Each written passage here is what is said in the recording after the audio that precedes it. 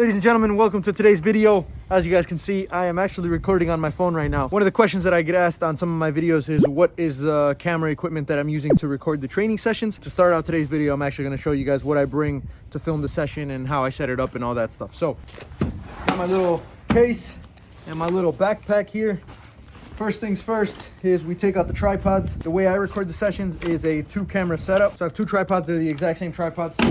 And then I got my camera equipment set up right here. This is my main camera. It's the Sony a7 III, and currently I have a 20mm f1.8 G lens on it. So this is the shot that gives you the wide angle so you can see the entire exercise. I put the microphone on this, a Rode VideoMic Pro Plus. That's how I record the audio. So this is where I do like the talking headshots and explanations of the exercises and things like that. So we're gonna switch to this camera right now. All right, ladies and gentlemen, this is my A camera. As I told you guys, my main camera. Here, I'll let baby mama hold that. And then I have a Sony a6400 with a 50mm f1.8. So this is my B camera. It gets the second angle and it's really zoomed in. So if I show you guys real quick, we'll switch over to this camera so you guys can see what this looks like right now.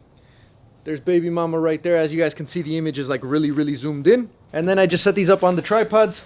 And we're ready to begin our session. And the only other things that I have in my camera kit, I have a Zoom recorder if it's like really windy out and I have to do some like voiceovers here at the field. So that's like an actual lav mic that we can hook up to someone, do like an interview type thing. The only other lens that I'm using right now is an 85mm, which is just a little bit more zoomed in. So if I'm a little bit further out, but I rarely use that for the training session. So what I typically do when we get out here is I set up the camera just to record like a wide shot of the field, maybe record Kitman Moy and Georgie walking in. And then obviously you guys have seen sometimes I'll like set it up as I'm taking out the equipment and I'll move the camera around. It's a bit annoying because it makes the sessions go a lot longer than usual, like as if we just come out here and done the sessions without recording any of it. But obviously I want to share the content with you guys, and the 2-camera setup, as annoying as it is to be moving 2 cameras around in between the exercises, it allows me to not have to do the exercises multiple times from just different angles. So that's the setup, if you guys were curious.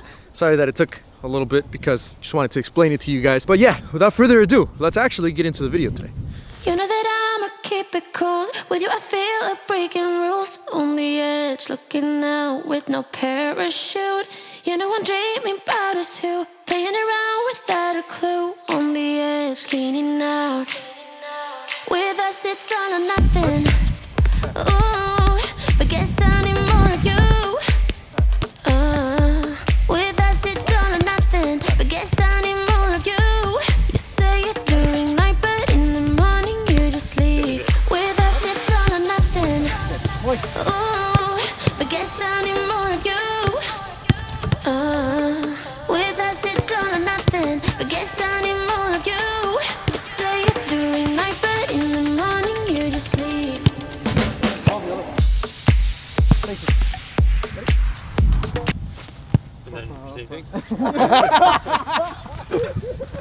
you. Georgie always does this thing. If he messes up, he pretends like he was just practicing, and then he's like, okay. Hold it. How was that mess up? I was diving for the ball over here, and then he's like, oh yeah, that's how you do it, right? Okay, I'm good now. So the topic for today's video, I wanted to do an entire video on it, and then I realized that there's really not that much to it, and it's not as complicated as you guys might think. I get a lot of questions on the channel about internationals, and is the process for internationals to get recruited to play in college different than the people who are born here in the United States, and to stand out amongst themselves but amongst the big player pool that's also here in the United States. So really it's pretty much the exact same process. The biggest thing for the internationals is make sure that you guys have your highlight video ready. Just because you're overseas and the coaches from here in the United States aren't going to be able to go and watch you play personally, so make sure you film as much as you possibly can and you have a highlight tape that's short, your best highlight tape that you have, and on top of that you have a lot more game footage that you can show them if they're interested from that highlight tape. You also have to have a good CV or a resume with, you know, your experiences listed and some references as well, as far as like coaches that they can call. And as far as like the testing or ACT and SAT that we take here in the United States, I believe the internationals have to take the TOEFL, which is like the international version for students who are coming to the United States. And there is actually some advantages if you're an international player. For example, typically in most countries, the setup for youth academies is a lot better and more straightforward. They're easily more recognized than a lot of the the academies here in the United States. Just because here in the United States there's the demographic and the soccer landscape is so complex, and there's so many different leagues and academies and different places that you can play in different levels that it gets a little bit confusing. If we're talking about England, for example, literally if you played for, let's say, Crystal Palace or Manchester United or Arsenal, for their academies, then obviously those names are a lot bigger than what some of the academies would be here in the United States. Just having that on your resume and showing that you've played for some big academies over there is going to pique the interest of a lot of the coaches that are here. Because it's so straightforward and simple, it's actually an advantage for you guys. Also, it's actually easier to recruit internationals, believe it or not, than it would be Americans, because if you're looking at the top American talent here in the United States, that's where some of the best Division I schools are looking at. If I just go up to a random American who I think is pretty good and I say, hey, do you want to play for my team? Most of the time they already know what university and what level they're going to be playing at. A lot of them have already committed to schools by their, junior year. But if I'm talking to an international, really all the coaches have to ask is, do you want to study in the United States? And most of them are excited to just study in the United States. They'll kind of go anywhere. So you can get some of the top international players because they're not as familiar with the Division I, Division II, Division III, with that whole NCAA and NAIA system as an American would be. It's a little bit easier to get them to come over because all those students want to have an education from the United States. But also the player pools and the talent is actually really good there as well. So I don't know if you guys know, but Georgie actually has a YouTube channel. He's over there talking to the camera because he's trying to upload some more videos. The funny thing is that he never actually ends up uploading any of the videos. He just talks about it, he edits them, but he never actually posts them. The last video that he posted was probably 6-7 months ago. And the funny part is that he comes out here with his camera and he's trying to record a serious video for Moy. He's trying to record a serious video, but Moy keeps laughing in front of the camera and his battery's about to die as well.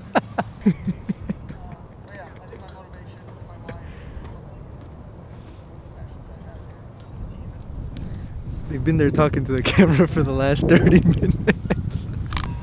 Don't ever disrespect me like that, okay?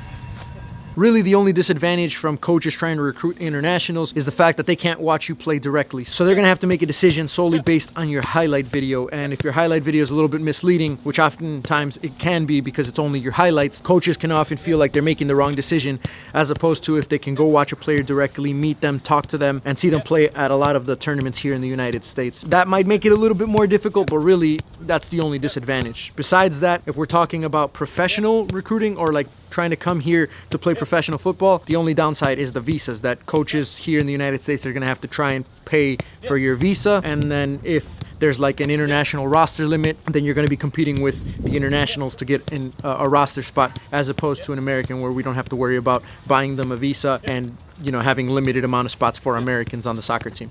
But that's only on the professional side. The only other thing that I want to say is that I know there's a lot of buzz and a lot of hype around Division I and NCAA. When I was coming out of high school, I didn't even know that the NAIA existed. And when I kind of figured out what it was, and after playing it for 4 years, I realized that there's actually a lot of other options besides just Division I. So if you're an international, don't get so worried about trying to play Division I. The only thing that you really want to do is get your foot in the door here in the United States. Whether that means you get into a JUCO and you play 2 years at a JUCO, or you decide to play NAIA where the restrictions are a lot more loose, the clearinghouse is a little bit easier to pass. It's really like the wild, wild west of college soccer here in the United States, but it's a good level because there's a lot of internationals, the playing styles are different, and there's no age limit. So you can essentially have someone in the NAIA who's 30 years old still playing, where you wouldn't have that in the NCAA.